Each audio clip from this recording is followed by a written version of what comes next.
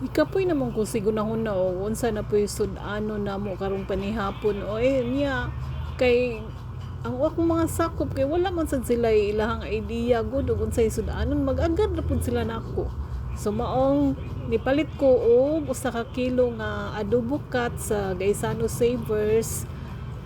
Adobo cat nga baboy para ako ang humbaon. So kani nga akong pagkaluto is ako ara ni siya nga version ngay lain man tag version sa pagluto di ba, so mao ingon ani uno nako ni siya pagluto simple ra gud kanang walay dahang arte gud so maong alas 2 pa ako na siyang giluto kay naginaminam naman og kaon ang ako ang kamagwangan gusto ni naging siya mukaon og humba ayam sa niguning paborito kay tagsaram kay na siya mukaon og kuan di na siya mukaon og isda bataag yun.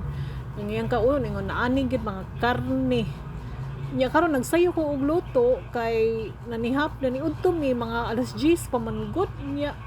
Murag gutom naman ba. Ako na ni siyang gisayog luto kay palat-on para ba ni so dapat kinahanglan nga maluto na siya mga alas 4 kay mauli naman sa tuwa ko ang estudyante ang akong kamanghuran nya naguli ra ba gid ato kay gutomon ra ba gid to nya mangita og uniyang sudan.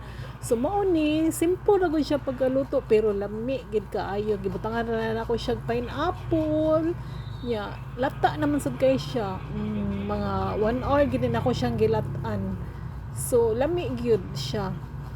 Ako ang humba mao ni ako ang humba my own version.